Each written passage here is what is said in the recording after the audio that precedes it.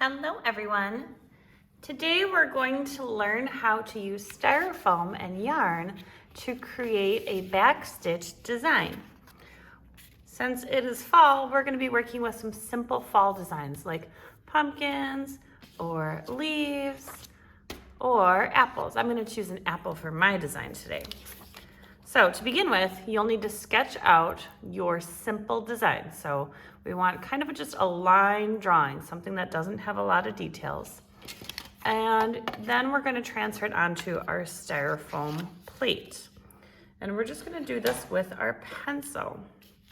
So you can take your pencil and you're just going to poke holes every little bit. So I've poked all the holes for my stem. Now I'm going to poke my holes for my leaf. Making sure to hold the paper in place.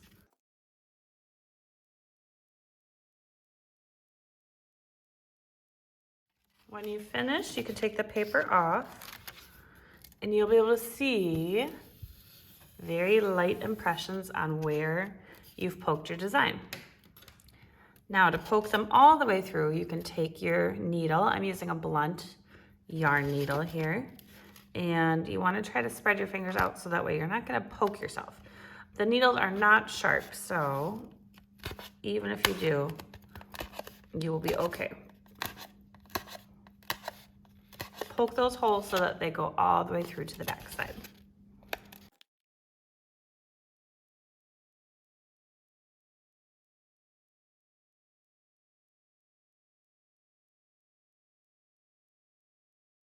When you're finished, you'll be able to see your design through the poked holes on both the front and the back side. Next, we're going to begin to do our backstitch. So I've picked out my yarn colors here, and we're going to be using tape to secure the tails onto the back. I'm going to begin with my red first. So I'll measure out about an arm's length of yarn. Thread the needle. To thread a yarn needle, try to hold as close to the end of the yarn tail as you can. Sometimes pushing it flat helps. Line it up against the opening of the needle and it should glide in. If it doesn't, sometimes you can wiggle it up and down to work its way through. I'm going to leave a little tail here. This is my working tail. So I'll always, when I'm working with my needle, I want to try to pinch both the needle and a little bit of this yarn so that way my tail doesn't come out.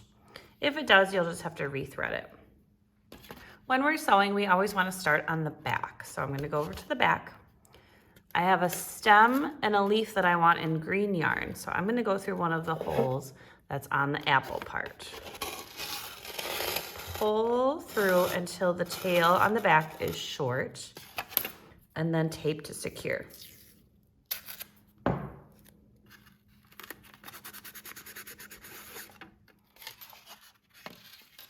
To do the back stitch,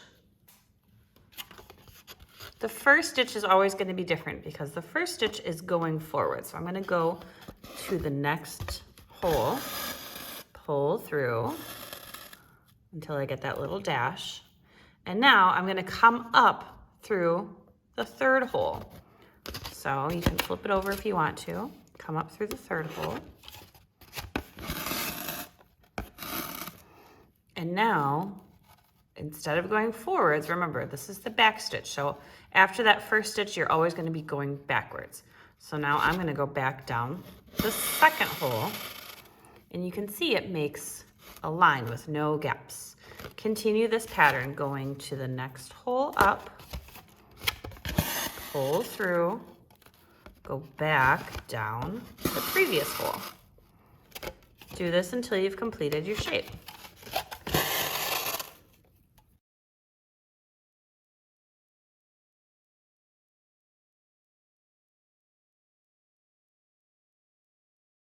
If when you're going around you accidentally pull too hard and your yarn comes out of your needle, remember, you can just thread it again, pinching close to the end.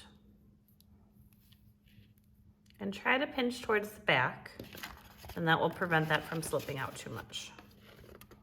Also, when you're pulling through, make sure you pull all the way through. You don't want to leave any loops on the back. We want all the stitches on the back to lie nice and flat.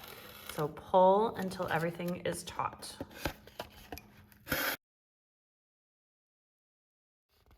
When you get back to where you started, you're going to go back up the first hole.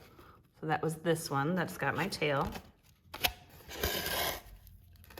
Go back, and then you can tape your tail on the end. If you have a lot of extra, feel free to cut it off. You could even lift and add it to the other piece of tape. Remembering not to tape over your holes. Continue this pattern for your other parts of your design. Sometimes when you're sewing, you'll accidentally forget a hole. If you can see right here, I have a stitch here to here, and then one from here to here. And even though it's a really small gap, I did miss a stitch. So I could always go back. I'm gonna go back in this hole, pull through, go down this one to pick up the stitch. And then remember to start the back stitch again. You'll go up forward and come back. Finish stitching your design. When you complete your design, if you would like to get rid of the tape, you can peel off the tape and tie your ends in a knot. So I can take my 2 green tails, cross them, go through and pull, repeat to make a double knot. I can do the same with my red tails. Cross, go through, pull, repeat to double knot. And then you can trim your tail short. Don't forget to write your name and your code on the back of the plate. You could write it along the edge. I would write it in Sharpie. I think that's gonna work better. And to finish your design, using a Sharpie, you can create a border for your artwork. So maybe tracing some of the lines that are already there or creating some of your own just to finish out your design.